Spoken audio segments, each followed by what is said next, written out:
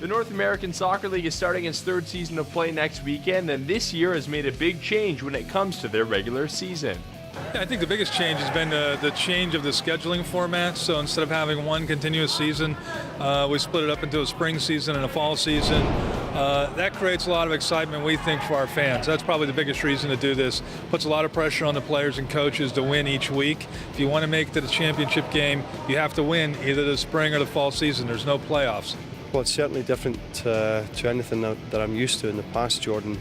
Traditionally, it's a straight-through league with you might get a winter break in Scotland now and again. They made the league changes so often back there, but this is actually the first time that I've experienced, probably a month to 5 weeks of a break in between. The thing about it is every game's a playoff game. You know what? You got to play for a win every single time you're out on that pitch, and ties might not be good enough anymore. So it just puts the onus on us to get the job done.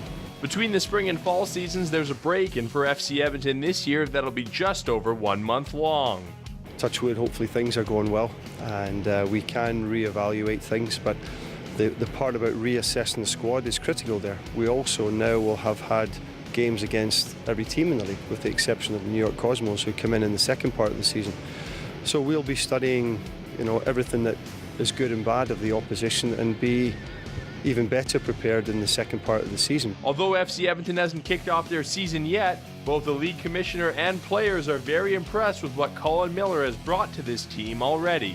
I'm impressed here with Colin Miller and his whole staff, and I think they really understand what they need to do to improve their record, and also to deal with a league that's improving as a league competitively. Yeah. So he's working hard. Everything I've seen and heard is his team's working very hard. They understand what they need to do to improve, and I'm pretty optimistic this will be a good year for him. He set it all on the table and said this is what it's supposed to be as a professional soccer player.